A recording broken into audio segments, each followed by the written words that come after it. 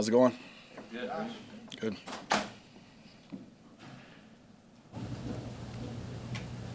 First time calling plays against Todd Bowles' defense. How's that back and forth been going for you?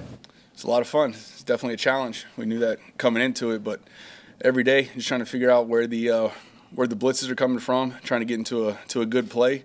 It's been a great test for the offense as well as myself to try to take our system and see how it's fitting into the scheme going against him. But everybody's working hard. It was good to get into pads and see how that shows up real versus being in underwear. But off to a good start. Looking forward to tonight. So it's been fun.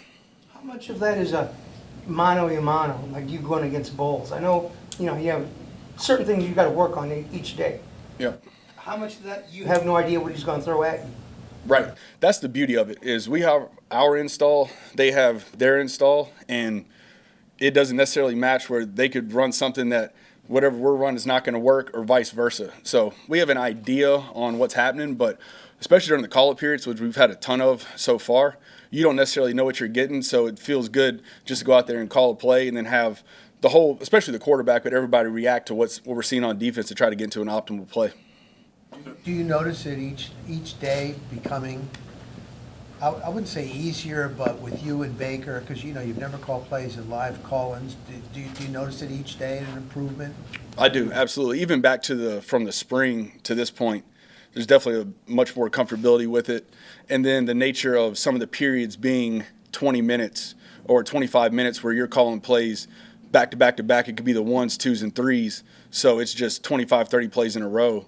Versus in the season, not that it's easy, but you're looking at call it a 7, 8 play, 12 play drive that could last 5 or 6 minutes versus this one's 25 minutes, so it's nonstop thinking. So it's been a lot of fun.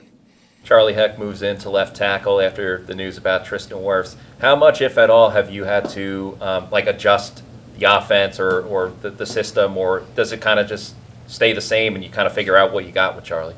Yeah, right now it stayed the same, and we'll see how that progresses moving forward, but we have our base install and he's been off to a good start and just running the concepts that we had back in the spring, and it's just good for him to have the communication, especially with the great job that Graham's doing and being beside Breads on the communication, and especially with the blitzes we're having out there, we're trying to be on the same page, trying to pick that up. But he's off to a good start, and again, we're not really adjusting it and might not have to adjust it, so at this point it's just been out there playing ball. Talking to Emeka yesterday, it's clear how thoughtful and mature he is, even for a rookie. How have you seen that kind of translate so far in the early stages? Yeah, he's been in a great way. He's been as expected.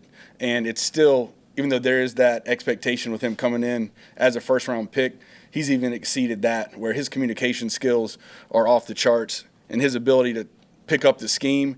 It's different for, say, like J-Mac, you're coming back and it's similar verbiage and things of that nature.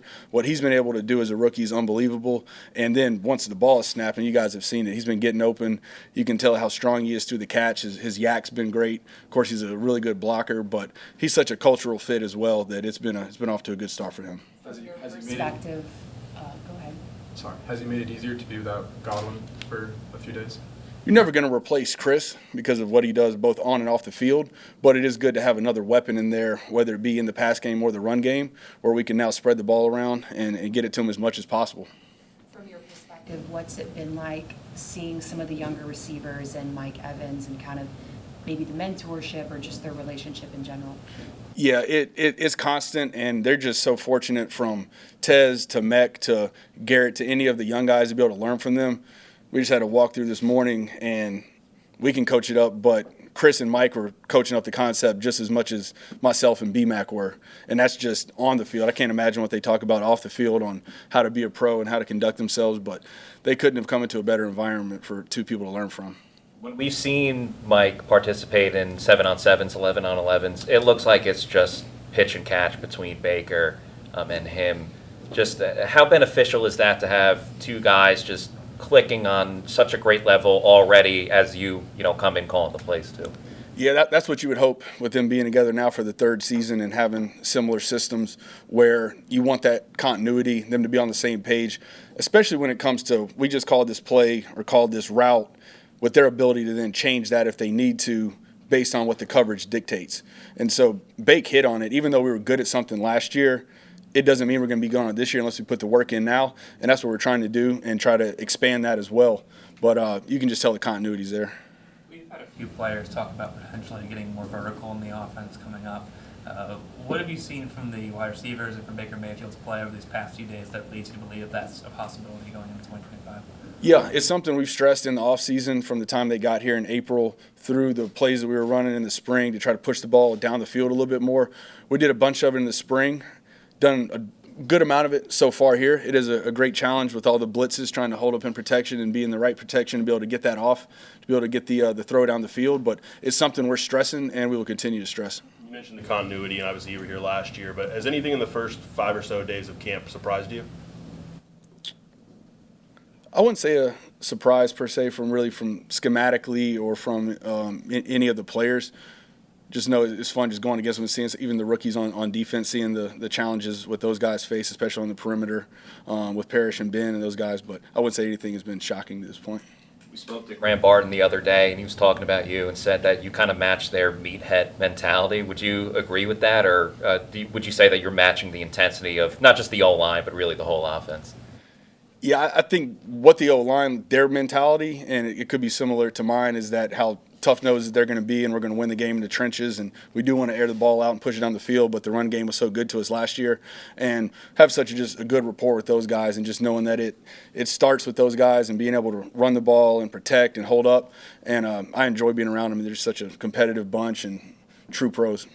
You know, Bucky Irving had an unbelievable year as a rookie, and you do have Rashad and a good offensive line. Sometimes there is a sophomore slump. What can you – I'm sure you're confident that won't happen with Bucky. Why would that be?